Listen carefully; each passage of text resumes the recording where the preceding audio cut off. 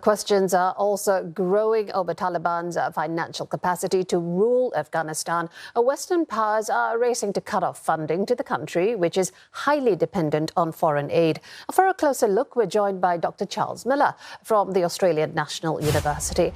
Dr. Miller, with foreign powers freezing funding and looking to cut aid altogether, how significant is the impact on the Afghan economy?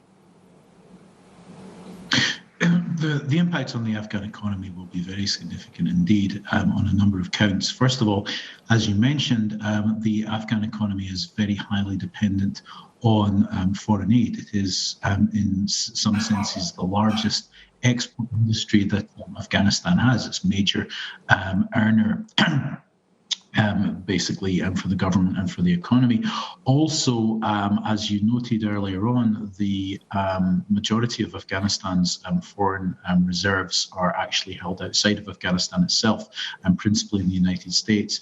And without access to these resources, which obviously the United States is not going to give and is going to try its best to prevent the IMF from giving to the Afghan government, under the Taliban, it's likely that they will have to undertake certain measures like, for example, currency controls, which are likely to stimulate inflation and do some pretty severe damage to the Afghan economy in urban areas.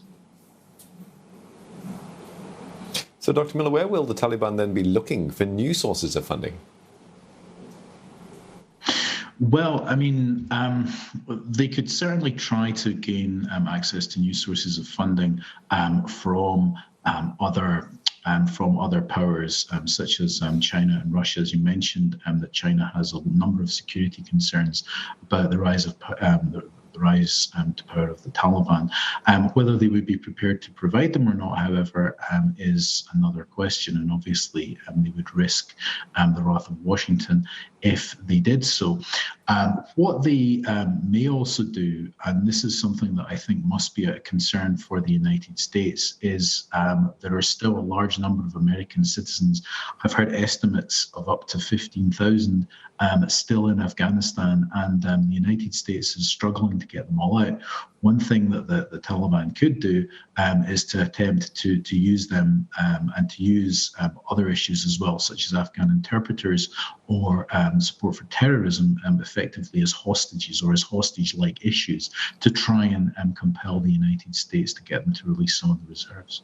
And what about the opium trade? Do you anticipate the Taliban to continue relying on that as a main source of income? Yes, I do. Yes, I mean the opium is Afghanistan's only real source of comparative advantage in global markets. Afghanistan has by far and away the largest amount of opium production in the world, and it is something which has funded and bankrolled the Taliban now for quite a long time, and with the United States no longer really having very much ability to exert any coercive leverage over the Taliban, it's quite likely that they will continue to profit from the international opium trade, especially given that they are in need of hard cash. We do appreciate your thoughts, Dr. Charles Miller there from the Australian National University.